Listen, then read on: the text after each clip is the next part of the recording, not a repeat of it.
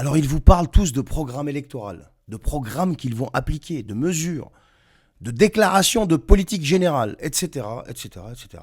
Alors je me suis mis à réfléchir, je me suis dit, mais tout le monde sait qu'une société qui est dans un état catastrophique, avant de parler de programme et compagnie, il faut savoir d'où on part.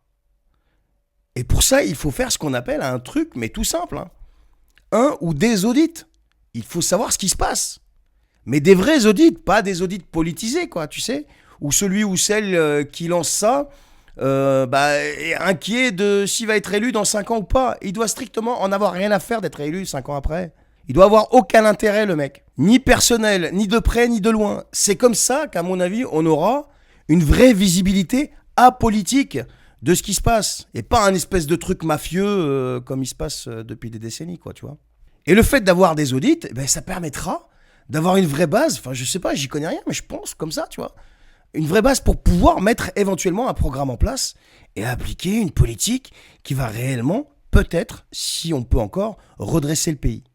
Et ça, ça passe par une liste des audits à réaliser dans chaque secteur. Je sais pas ce que vous en pensez. Et je vais vous en donner une.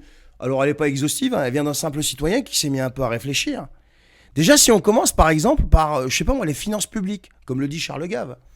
Par exemple, analyser vraiment les dépenses de l'État, des régions, des collectivités locales. Évaluer par exemple les subventions publiques, médias, associations, ONG et tous ceux qui profitent des subventions. Savoir où ça va, comment c'est utilisé et pourquoi il faut ces subventions. Et est-ce qu'elles sont encore nécessaires. Analyser, je sais pas, le vrai poids de la dette et des intérêts. Enfin, je dis ça comme ça. Après, il faut peut-être un audit, un vrai de l'industrie et du commerce extérieur. Et évaluer par exemple pourquoi il y a autant de délocalisation. Vous savez, cette histoire de désindustrialisation. Les vraies causes, allez vraiment les chercher. Je répète, de manière apolitique, sans avoir aucun intérêt d'être réélu dans 5 ans. Étudier par exemple les normes, les taxes qui freinent les productions locales, ce qui tue notre agriculture par exemple. Analyser le déficit commercial des secteurs stratégiques à relancer. Mais encore une fois, le faire vraiment de manière sincère, tu vois. Après, il faut faire un audit par exemple du système bancaire, du marché immobilier.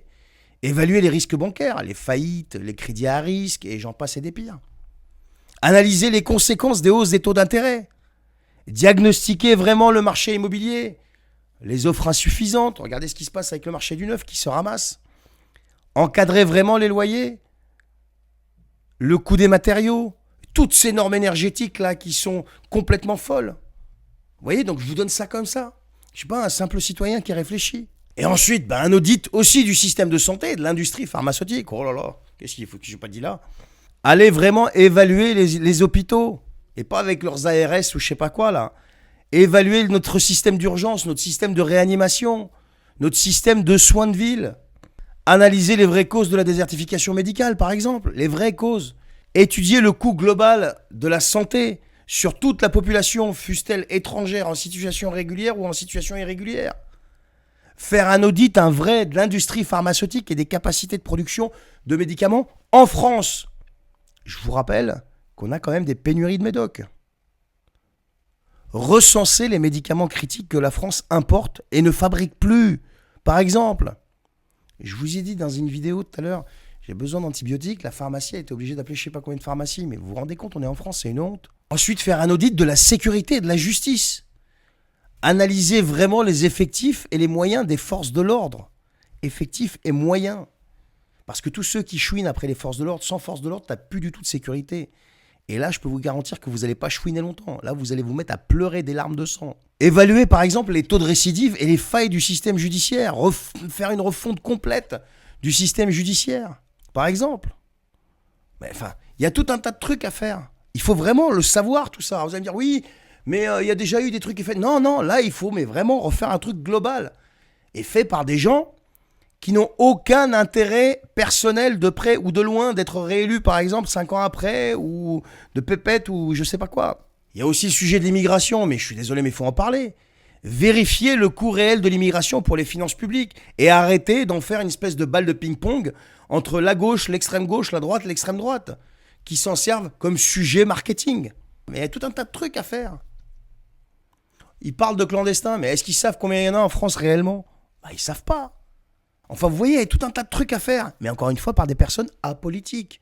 Pas par des gens qui sont influencés, etc., etc. Ensuite, il faut faire un audit, un vrai, de l'armée et de la défense. Analyser vraiment les équipements obsolètes et les besoins en modernisation, les vrais besoins.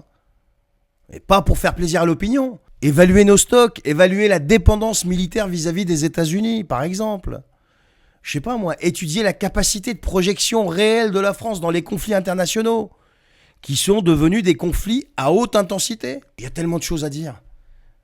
Audit de l'éducation nationale, tiens, parlons-en. Évaluer le niveau des élèves et des vraies performances de l'école publique, c'est devenu une catastrophe. Faire une analyse précise du poids des idéologies, que ce soit dans l'éducation ou dans le contenu des manuels scolaires. Elisabeth Borne, sa dernière réforme, là. Et puis, il faut étudier quand même les blocages administratifs qui freinent les vraies réformes éducatives pour pouvoir redonner un petit peu d'intellect, un petit peu de niveau à notre éducation. Regardez le classement de PISA. Puis j'arrête là, parce qu'il y a tellement encore à dire. Mais rien qu'un audit, un vrai de tout ça déjà, permettra de prendre de vraies décisions et pas des décisions électoralistes. Ce qui permettrait enfin peut-être d'avancer. Alors vous allez me dire, oui, Frexit. Ben oui, bien sûr, mais avant de lancer un Frexit à la sauvage, ou de demander un référendum ou un vote sur un Frexit, il faut bien savoir d'où on part, mais pour de vrai, de manière réelle. Et pas de manière maquillée comme on l'a déjà vu toutes ces années. Et encore une fois, la liste que je vous donne là, elle n'est pas exhaustive. Il faut tout ça déjà pour pouvoir leur dire au peuple, tenez, regardez l'état réel du pays, voilà ce qu'on vous propose, voilà un plan, qu'est-ce que vous décidez, c'est oui ou c'est non. Et quand je dis c'est oui ou c'est non, ça peut paraître un petit peu simpliste ou naïf là, mais non. Le c'est oui ou c'est non, c'est vous nous suivez dans l'application de ce plan qu'on vous propose pour redresser le pays ou pas. Si c'est oui, eh bien en avant. Si c'est non, eh bien il faudra réajuster et bien expliquer les choses et on avance. Ça s'appelle la vraie démocratie. Enfin, je sais pas, j'y connais rien. Je sais pas, dites-moi ce que vous en pensez, les amis. J'ai pensé ça comme ça. Je me suis dit, je vais vous en parler.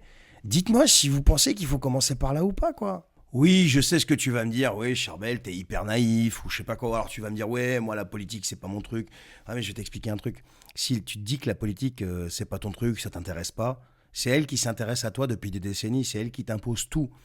Tes soins, ton modèle de soins, tes taxes, tes impôts, ton mode de vie, c'est elle qui te l'impose. Et le problème, c'est que la politique actuelle, donc le système politique actuel, qui est occupé par des politiciens comme on les a actuellement, ils ont tout fait pour t'en dégoûter. Tu sais pourquoi ? Parce que quand ils t'en dégoûtent, ils ont le champ libre. Et quand ils ont le champ libre, ils font ce qu'ils veulent. Regarde, référendum de 2005. Ensuite, il y a eu le traité de Lisbonne qui a bougé. Personne. Regarde la crise des gilets jaunes. Regarde ce que le MacMac a fait pendant des années. Il a été, entre guillemets, je dis bien guillemets doublé de parenthèses et d'accolades, réélu. Et regarde le taux de participation, regarde tout ça. Donc tout ça pour dire que quand tu t'occupes pas de la politique, c'est elle qui s'occupe de toi.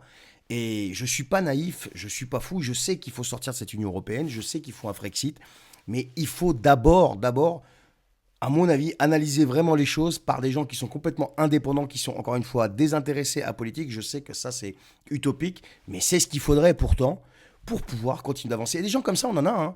On a Charles Gave, on a Tom Benoît, on a Toiti, on a enfin tout un tas de personnes que je peux te balancer comme ça. Après, il faut le faire. Mais ça, c'est pas gagné. Mais ça sera jamais gagné tant que le peuple continuera de faire dodo. Allez, sur ce, je te souhaite une bonne journée et à bientôt.